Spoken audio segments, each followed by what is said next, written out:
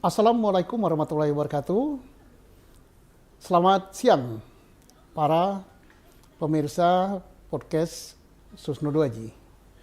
Saya sangat tertarik untuk menyoroti permintaan maaf salah seorang komisioner KPK yang menyatakan bahwa KPK ada kekeliruan dalam melakukan tangkap tangan kasus korupsi 83,3 miliar di Badan SAR Nasional, dan di situ ada anggota TNI dan ada sipil. Anggota TNI-nya justru Kepala Basarnas sendiri, Marskal Madya Henry, dan satu Letnan Kolonel. Nah, ngapain minta maaf? Padahal apa yang dilakukan oleh KPK sudah benar.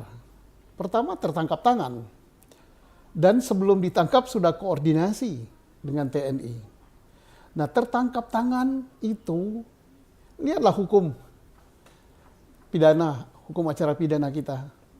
Itu siapapun boleh melakukan, rakyat jelata seperti saya, petani, buruh, aparat sipil, dan lain-lain boleh. Setelah nangkap, diserahkan kepada yang berwenang. Kemudian, dalam kasus ini yang nangkap KPK. Rakyat saja boleh kok, apalagi KPK. Dan ingat, kewenangan KPK adalah termasuk memproses perkara korupsi yang dilakukan oleh aparatur negara. Tanpa melihat aparatur negara itu sipil, apakah militer. Dan Kabasarnas itu adalah aparatur negara. Letkol TNI yang ditangkap juga aparatur negara, jadi sudah benar. Kemudian kita lihat juga, kewenangan KPK adalah selaku koordinator di dalam menangani tindak pidana korupsi. Siapa saja pelakunya? KPK lah koordinatornya. Dan karena dia koordinator, dia berwenang. Nah, tentang ini diserahkan misalnya karena ada anggota TNI, itu lain soal. Tidak diserahkan pun boleh. Nah, sekarang apalagi kita lihat, apakah Kabasarnas itu masih anggota TNI? Ya tidak. Dia sudah pensiun nggak?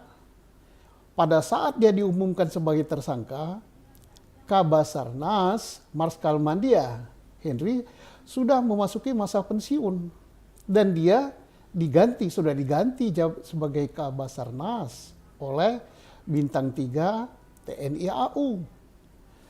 Ya, jadi dia sudah sipil statusnya. Tidak ada istilah bahwa dia melakukan tindak pidana itu pada saat dia berstatus militer. Tidak. Status dia saat ditetapkan tersangka itu udah sipil. Sama seperti yang lain. Sama rakyat biasa. Udah sipil dan sudah bukan Kabasarnas lagi. Kemudian kalau kita lihat, seandainya dia masih militer, mari kita lihat TAP MPR nomor 4 tahun 2000. Anggota TNI dalam hal melakukan tindak pidana militer tunduk pada kekuasaan peradilan militer. Anggota TNI yang melakukan tindak pidana umum tunduk pada kekuasaan peradilan umum. Demikian juga turunannya undang-undang tentang TNI. Tetapi yang agak nyeleneh adalah undang-undang tentang peradilan militer. Dinyatakan di situ anggota militer tunduk, anggota militer aktif tunduk pada kekuasaan peradilan militer. Nah, undang-undang ini bertentangan dengan aturan yang ada di atasnya dan bertentangan dengan semangat reformasi. Jadi undang-undang tentang peradilan militer yang menyangkut TNI tunduk pada peradilan militer itu sebenarnya sudah batal demi hukum. Gitu. Jadi tindakan yang dilakukan oleh KPK sudah benar. Tidak ada salah. Kok minta maaf? Ya, kita sebagai rakyat ya kecewa gitu kan. Undang-undang KPK itu lex specialis dalam hal penanganan tindak pidana korupsi. Tidak ada yang lebih tinggi, maka dia disebut sebagai koordinator. Koordinator penanganan korupsi itu bukan polisi, bukan jaksa, tapi KPK, apalagi TNI, bukan TNI.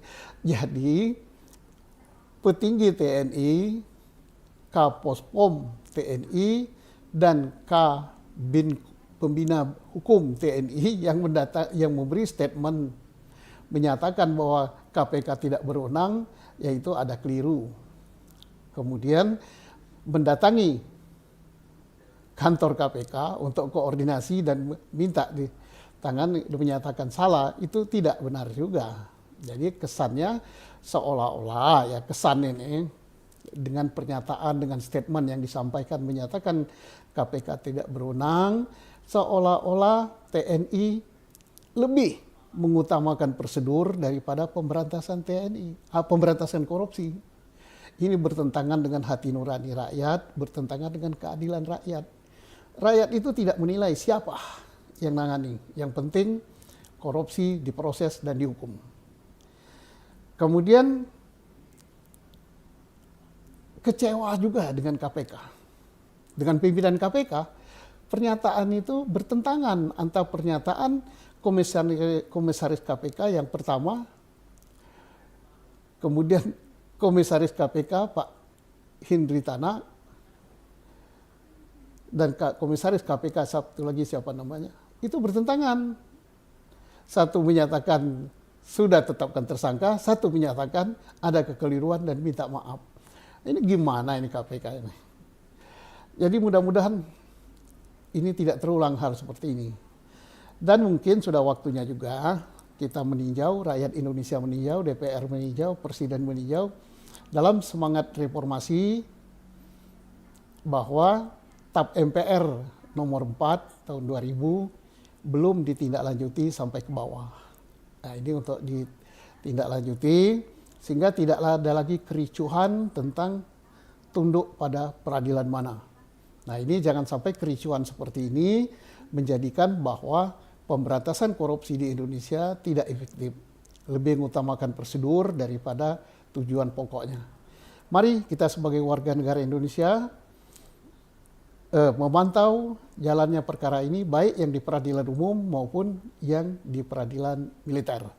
Dan terima kasih kepada Panglima TNI yang konsekuen dan dia menyatakan sangat prihatin dengan masih adanya anggota TNI melakukan tindak pidana korupsi. Kita dukung Panglima TNI, semoga Panglima TNI serius dalam memberantas tindak pidana korupsi yang dilakukan oleh aparat militer. Terima kasih, selamat siang.